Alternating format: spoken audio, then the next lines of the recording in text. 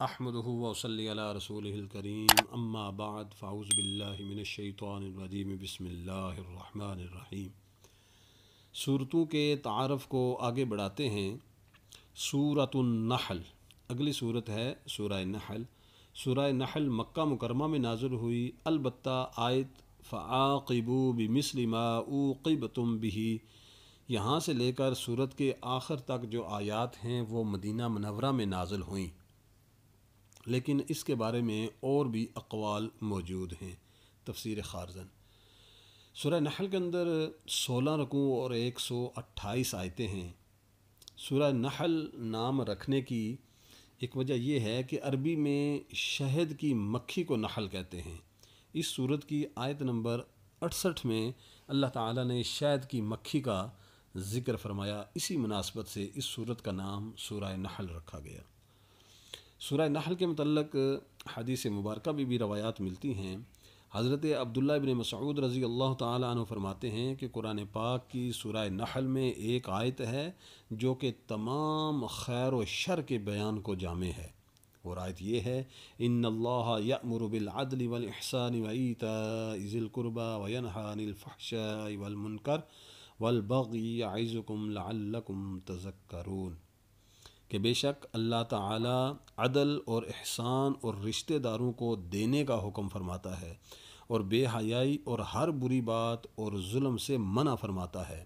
وہ تمہیں نصیحت فرماتا ہے تاکہ تم نصیحت حاصل کرو۔ سورہ نحل آیت نمبر 90۔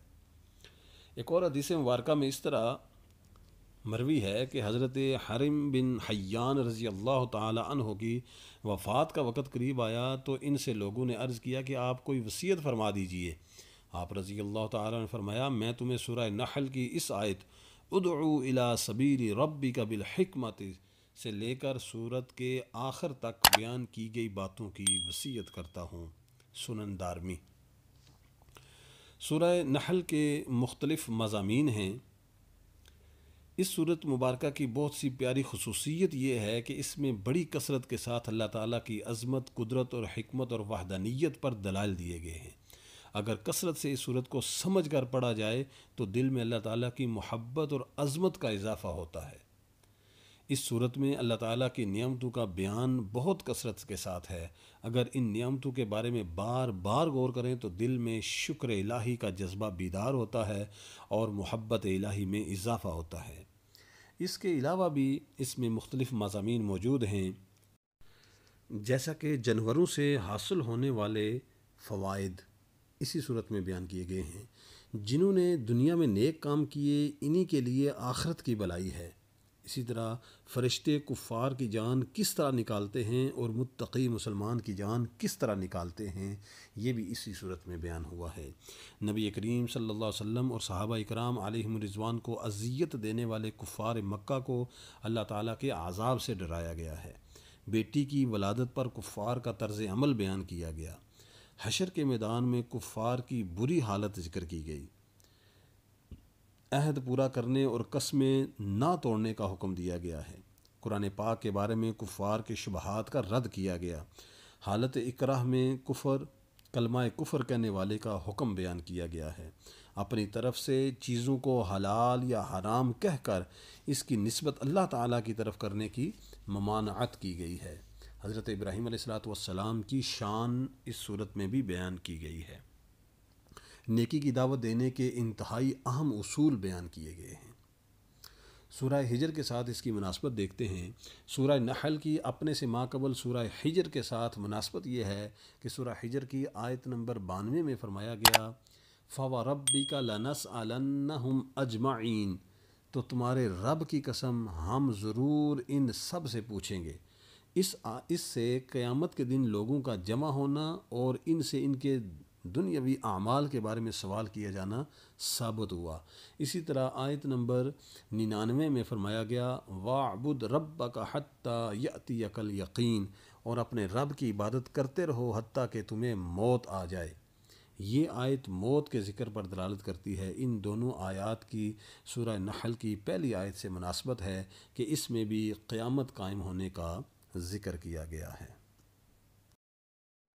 اگلی سورت سورۃ بنی اسرائیل ہے۔ سورہ بنی اسرائیل کا تعارف ہے کہ حضرت قتادہ رضی اللہ تعالیٰ عنہ فرماتے ہیں کہ یہ صورت وَإِن كَادُوا لَيَفْتِنُونَكَ سے لے کر نصیرا تک 8 آیتوں کے علاوہ مکہ مکرمہ میں نازل ہوئیں۔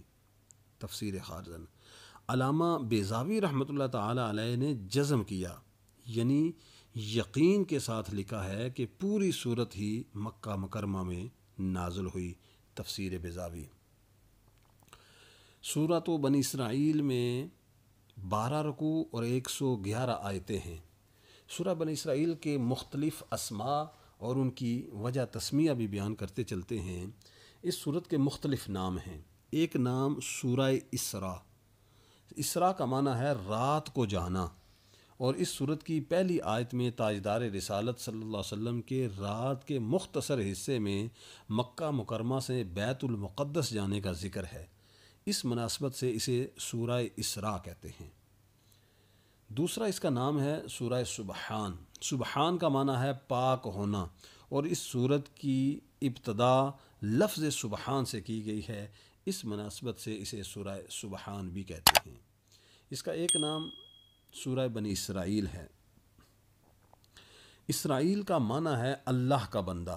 یہ حضرت یعقوب علیہ السلام کا لقب ہے، اور آپ علیہ السلام کی اولاد کو بنی اسرائیل کہتے ہیں۔ اس صورت میں بنی اسرائیل کے عروج و زوال اور عزت اور ذلت کے وہ احوال بیان کیے گئے ہیں جو دیگر صورتوں میں بیان نہیں ہوئے۔ اس مناسبت سے اس صورت کو بنی اسرائیل کہتے ہیں، اور یہی اس کا سب سے زیادہ مشہور نام ہے۔ اس صورت کے فضائل پر مشتمل 2 حدیث مبارکہ بیان کر کے آگے چلتا ہوں۔ حضرت عبداللہ بن مسعود رضی اللہ تعالیٰ عنہ فرماتے ہیں کہ سورہ بنی اسرائیل، سورہ کہف اور سورہ مریم فصاحت و بلاغت میں انتہائی کمال کو پہنچی ہوئی ہیں، اور ایک عرصہ ہوا کہ میں نے انہیں زبانی یاد کر لیا تھا۔ بخاری شریف۔ حضرت عائشہ صدیقہ رضی اللہ تعالیٰ عنہ فرماتی ہیں کہ نبی کریم صلی اللہ علیہ وسلم اس وقت تک اپنے بستر پر نیند نہیں فرماتے تھے جب تک سورہ بنی اسرائیل اور سورہ زمر کی تلاوت نہ کر لیں۔ ترمذی شریف۔ سورہ بنی اسرائیل کے مضامین کی طرف توجہ کرتے ہیں۔ اس میں دین اسلام کے عقائد جیسے توحید، رسالت، مرنے کے بعد دوبارہ زندہ کیے جانے اور قیامت کے دن اعمال کی جزا اور سزا ملنے پر زور دیا گیا ہے، اور اس کے ساتھ ساتھ مشرکین کے کثیر شبہات کا ازالہ بھی کیا گیا۔ اس کے علاوہ بھی مضامین ہیں کہ اس کی پہلی آیت میں سید المرسلین خاتم النبیین صلی اللہ علیہ وسلم کے عظیم معجزے معراج کا ایک حصہ بیان کیا گیا ہے کہ تاجدار رسالت صلی اللہ علیہ وسلم رات کے مختصر حصے میں مکہ مکرمہ سے بیت المقدس تشریف لے گئے، اور یہ معجزہ اللہ رب العالمین کی قدرت کی اور بارگاہ الہی میں نبی کریم صلی اللہ علیہ وسلم کی عزت تکریم کی روشن ترین دلیل ہے۔ بنی اسرائیل کے مفصل حالات اس صورت میں بیان کیے گئے ہیں۔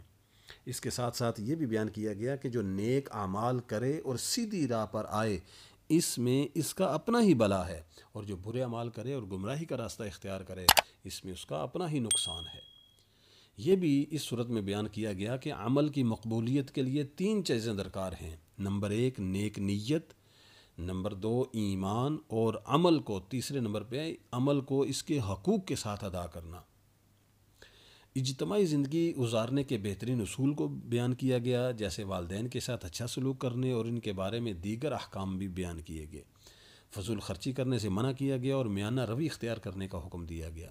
تنگ دستی کے خوف سے اولاد کو قتل کرنے، کسی کو ناحق قتل کرنے، زنا کرنے اور یتیم کا مال ناحق کھانے سے منع کیا گیا۔ ناپ تول میں کمی نہ کرنے اور زمین پر اترا کر تکبر کے ساتھ نہ چلنے کا حکم دیا گیا ہے۔ قرآن پاک نازل کرنے کے مقاصد بیان کیے گئے۔ حضرت آدم علیہ السلام اور فرشتوں کا انہیں سجدہ کرنے والا واقعہ بھی بیان کیا گیا۔ قرآن پاک کے بے مثل ہونے کو بیان کیا گیا۔ حضرت موسیٰ علیہ السلام اور فرعون کے واقعے کا کچھ حصہ بیان کیا گیا۔ قرآن پاک کو تھوڑا تھوڑا کر کے نازل کرنے کی حکمت بھی بیان کی گئی۔ سورہ بنی اسرائیل کی اپنے سے ماقبل سورہ نحل کے ساتھ ایک مناسبت یہ ہے کہ سورہ نحل کے آخر میں اللہ رب العالمین نے اپنے حبیب صلی اللہ علیہ وسلم کو کفار و مشرکین کی طرف سے پہنچنے والی اذیتوں پر صبر کرنے کا حکم دیا گیا، اور سورہ بنی اسرائیل کی ابتدا میں اللہ رب العالمین نے اپنے حبیب صلی اللہ علیہ وسلم کی عظمت اور شان کو بیان فرمایا۔ دوسری ایک مناسبت یہ ہے کہ ان دونوں صورتوں میں انسان پر اللہ رب العالمین کے انعامات اور احسانات کو بیان کیا گیا ہے۔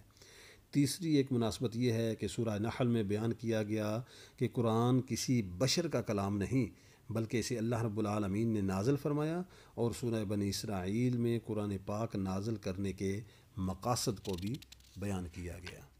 اللہ رب العالمین کی بارگاہ میں دعا ہے اللہ تعالی ہمیں جو قرآن پاک کے اندر اللہ نے حکم ارشاد فرمائے، جو احکامات نازل فرمائے، اللہ تعالی ہمیں ان پر عمل کرنے کی توفیق عطا فرمائے، اور جن باتوں سے روکا ہے ان باتوں سے، ان کاموں سے ہم رک جائیں۔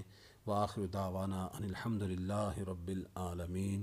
سبحان ربک رب العزت عما یصفون وسلام علی المرسلین والحمد للہ رب العالمین۔